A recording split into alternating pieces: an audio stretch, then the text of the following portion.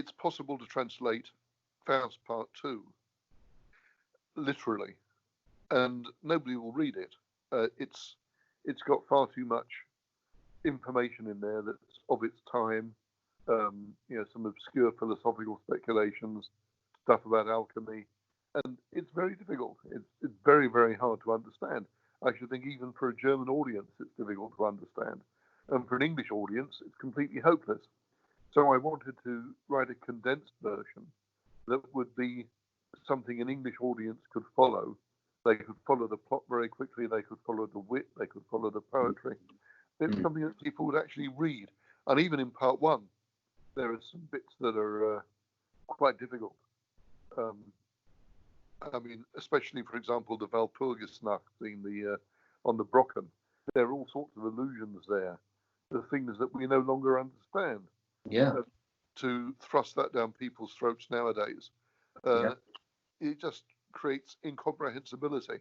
So I wanted to create something that was immediately recognizable, that there was no barrier to understanding, and that an English audience would find exciting and rapid. And that's what I did. And can I show you the? Show you what I. There we are. Can you see it? Yeah, Goethe Faust. That's it. Yeah, great, fantastic. Trinity College, Cambridge, yeah. And that was it. And right from the start, I felt that an English audience deserved to be able to read this in a way that they could engage with, and that's what I wanted to do.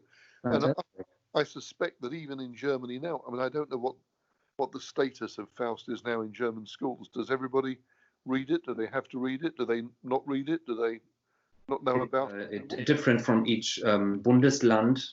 So in Bavaria, it's different from here in North Rhine-Westphalia. But now the pupils have to read it. But I think about the next year it was replaced by Nathan der Weise. So yeah, it's interesting, and Faust is it's not definitely part of the school. Well, Nathan der Weise is a very worthy play, very worthy, but it's not very exciting. But I suppose it's politically correct. It's but the one play of his that really works as a play, and I think is a play of total genius, is Wallenstein. Wallenstein. In 3 parts. It's very big. And with Wallenstein, I got the same feeling when I was reading Faust, that this was really the culminating achievement of a great genius. Wallenstein is a brilliant play. Yeah. Brilliant. Wallenstein's Lager. What was it? Wallenstein's Lager. Piccolomini. Yeah. And Wallenstein's Tod. They're absolutely amazing. It's totally brilliant play. Yeah. If he'd just written that, he would have been, cast as a genius in my view. And I like to see these things living, especially in Germany. It's for example, when I meet German friends nowadays, I occasionally quote from Faust, von Zeit zu Zeit sehe ich den Alten gern und hüte mich nicht zu brechen. Es ist gar hübsch von einem großen Herrn, so menschlich mit dem Teufel selbst zu sprechen. And they don't know it, they're surprised. They don't know it. Ich bin ein Teil von jener Kraft, die stets das Böse will und stets das Gute schafft. They're surprised. They don't know it. Yeah. They should know it. Yes. So.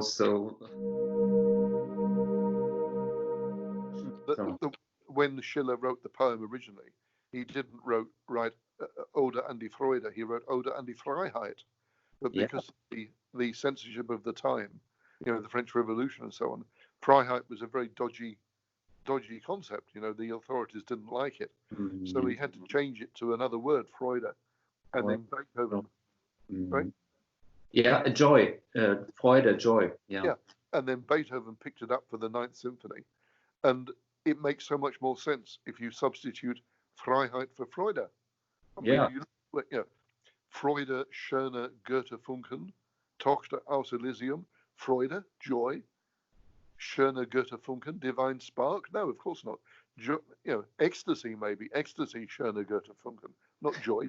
Joy is too weak, too feeble. It's too weak. What he's saying is FREIHEIT. FREIHEIT. Götterfunken, Tocht aus Elysium.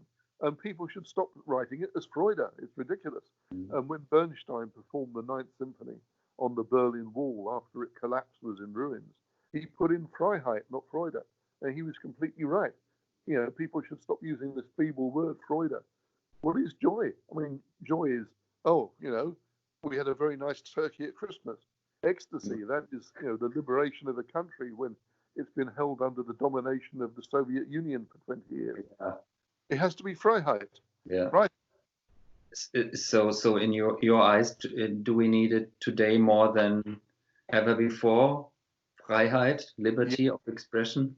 And we need freedom of thinking as well. I mean, in the past, you have authoritarian regimes like the Soviet Union and the domination of Eastern Europe, stopping people from thinking. And now we face a new danger from people who are, we have this word in English called woke. Have you heard of this word woke? No. It means awakened, woke, aware. And they're trying to tear down statues of old heroes and things like this, iconoclasm. And if you say the wrong thing or think the wrong thing, they ban you. And this is a new kind of oppression of thought.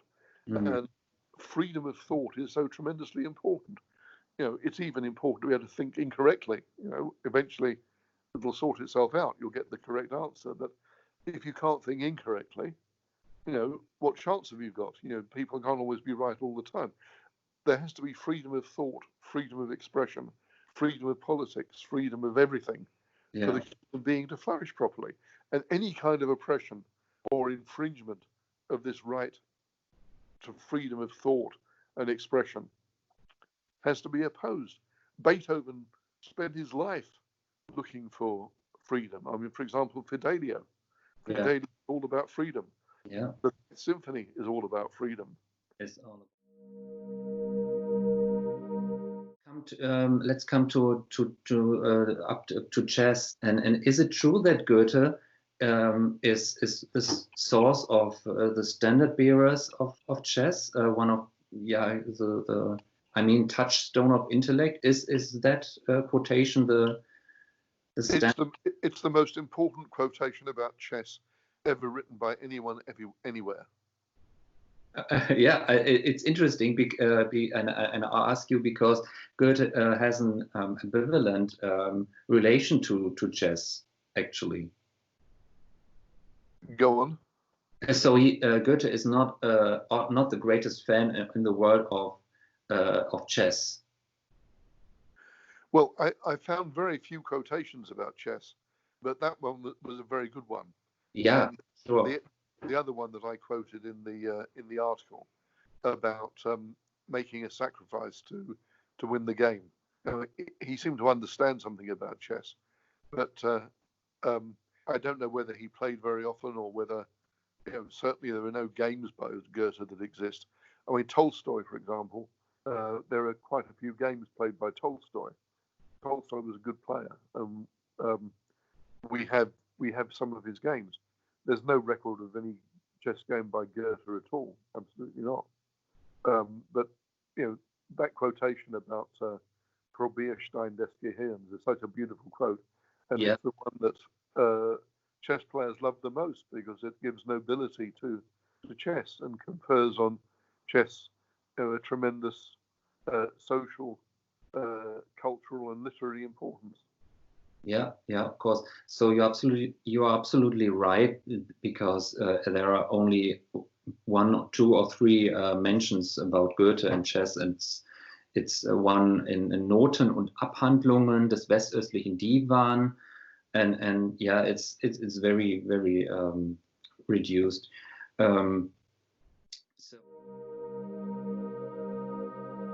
So Ray, can you give us a little hint, maybe, because you are also organizing and part of Brain Games World Championships, right? So, and in your eyes, do we lost today some of our memory possibilities, right? No, I don't think so. Actually, I think that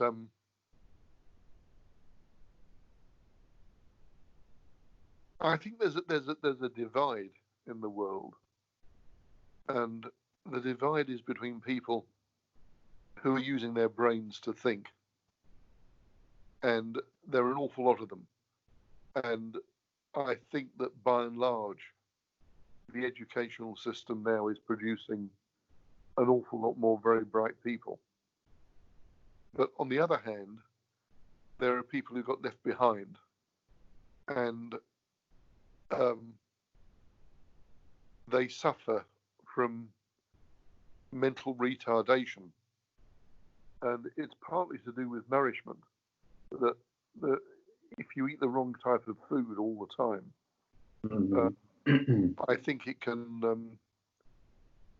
make you more stupid, to put it bluntly.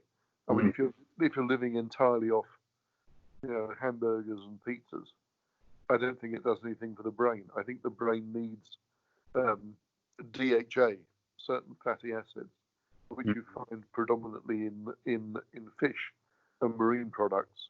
But not everybody likes eating that stuff. A lot of people just prefer to stuff down a hamburger or something. I think that there is a divide between people who are using their brains and people who aren't using their brains, and we need to get everybody up to the same standard. And part of that is nutrition, part of that is education, and part of that is making education interesting and exciting. And the other problem, of course, is that if you're at the lower end of the mental spectrum, education isn't exciting at all. It's almost like an imposition. I have my son's wife is a teacher at a school in London, and it's not an exclusive school at all. It's a very, middle of the road school, and it's a fight for her to get the kids to learn stuff. They don't find it exciting. They find it a punishment almost. Learning has to be exciting. Yeah. And that's one of the things that you get from Faust, that the whole experience of Faust is an adventure. He's learning all the time. Yeah. And that's what he's saying. He's saying to Mephisto that if I stop learning, if I stop developing, if I stop striving, if I stop trying to achieve something, then you win. Then I'm dead. Then I take me to hell. But even at the end, Faust is still striving to do something. He starts off as a lover, then he continues as a politician and an alchemist and a financier and a general in a battle, and then a developer of towns and cities. I mean, he tries to do everything, and I think that the human being has to learn all the time, and he has to find that learning stimulating. If you tell people dead information, it won't help. And the brain itself, I think, proves this. If you look at the structure of the brain, it's growing all the time, and the interconnections between the synapses in the brain are capable of growth and new connections until very late in life. We used to think, 20, 30 years ago, that you lost brain cells every day. You woke up in the morning, bingo, there go another million brain cells on the pillow, dead. And it's not true. And the latest science realized, for example, if you cut your finger, small cut, it grows back again, the skin grows back. And it's the same with brain cells, that the brain cells are part of the body, and they're going to carry on growing if you use the brain. But if you don't use the brain, they'll start to drop dead. So, and when you saw Goethe in the museum in Frankfurt, or the head of Goethe, and you mentioned it in your article, do you think Goethe was a person who train his brain because it's? Yeah, absolutely. I mean, it didn't make it bigger, but it would have increased the connections all the time. I mean, his connections must have been incredible.